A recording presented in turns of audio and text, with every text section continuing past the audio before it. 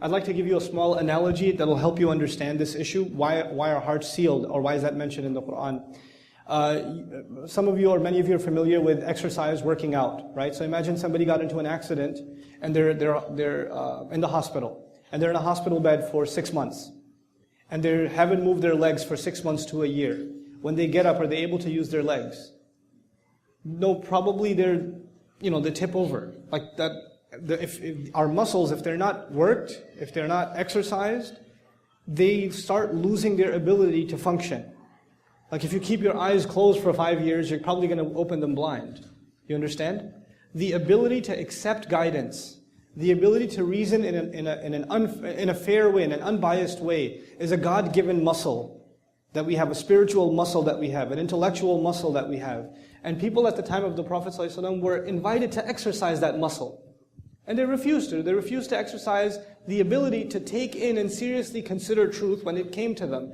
And you continue to deny that capability you have inside you, the exercise. You refuse to think, you refuse to think, you refuse to use your heart, you refuse to be sincere. And guess what? Eventually your heart is no longer capable of what it was originally capable of. You lost that muscle, you lost that ability. And that is an analogous way of explaining what does it mean when a heart is sealed. It is not something that's a person has a belief system and therefore their heart is sealed. That isn't the case. An atheist could be atheist for philosophical reasons or for psychological reasons. And we don't know what's going on inside somebody's heart. We don't. As a matter of fact, on this issue, whose heart is sealed and whose is not sealed, my favorite example in the Quran is that of the worst character probably mentioned in the Quran, who even shaitan would probably want an autograph, Fir'aun, okay? I mean, declares himself God, the Pharaoh, for those of you who aren't familiar with that, the Pharaoh, declares himself God, committer of like massive genocide, all kinds of, hedonism, ego, pride, you name it. You name the vice, he's got it. You name the vice, he's got it. And yet when Moses is sent to him, alayhi salam, to speak to him, he's supposed to not judge what's in his heart. And he's told, قُلْ هَلَّكَ إِلَىٰ أَن تَزَكَّى. Is there anything left in you? You might want to cleanse yourself. Maybe you want to become a good person now. Maybe even you can change. Killer of babies. Even you can change. I mean, you would think, if you think of heartless, you think of a murderer, and the murderer of children? I mean, it's beyond imagination. And yet his heart is not condemned yet. Even he's given the opportunity. So the idea of hearts being sealed, the final bit on this answer, the idea of people's hearts being sealed is not something you and I have privy to. We do not have access to know whose heart is sealed and whose isn't. And thank God for that. We don't. And using that term and that label, carelessly is actually blasphemous in my opinion. Allah speaks from the position of master, and He can say about a person's heart what He can. I can't say that because I'm not God. He is. He can talk like that. Just because He speaks with authority doesn't give me the same authority. It actually helps me recognize His authority even more. So when He is angry with a group of people, that doesn't translate into you should be angry at them. You have to understand this point. And I know I should move on, but this point needs to be understood. For instance, and please, if there are Christians in the audience, with all due respect, God is actually extremely angry at the idea that a son be attributed to Him in Islamic faith. This is something that offends Him in our revelation. And in Surah Maryam, it comes to its climax. تَكَادُ السَّمَاوَاتُ وَالْأَرْضِ يَتَفَطَّرْنَ. The skies and the earth are about to tear open when it's said that the most merciful, the loving, has taken a son. So He's extremely angry, bottom line, in the Quran, at who apparently? Christians, right?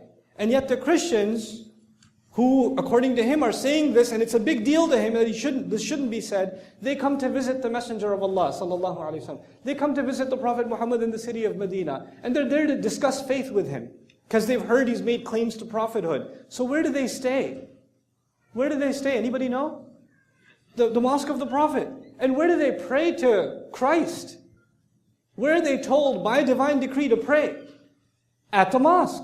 They perform Christian prayers inside the mosque. And yet we have revelation already. Makki Surah, Surah Maryam, we already have revelation that this angers God. But He has the right to be angry at what He has a right to be angry with. His anger does not translate into my anger. We're still supposed to be the best we possibly can be. They're still our brothers and sisters in humanity. A lot of times Muslims don't know where to draw the line. They take Allah's authority from the Quran and make it their authority. What do you think you're doing? He speaks from His position of authority. We have to read the Quran as slaves, not as masters. not as judges of others.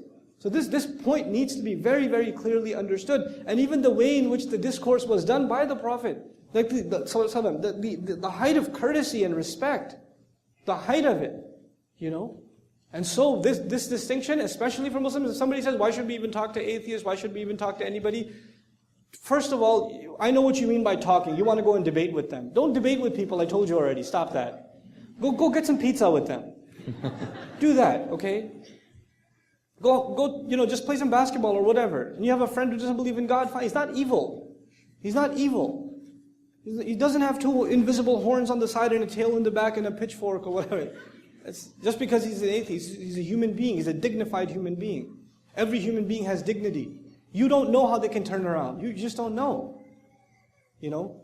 And you're not just constantly there to preach to people. You have to be a decent human being to people first.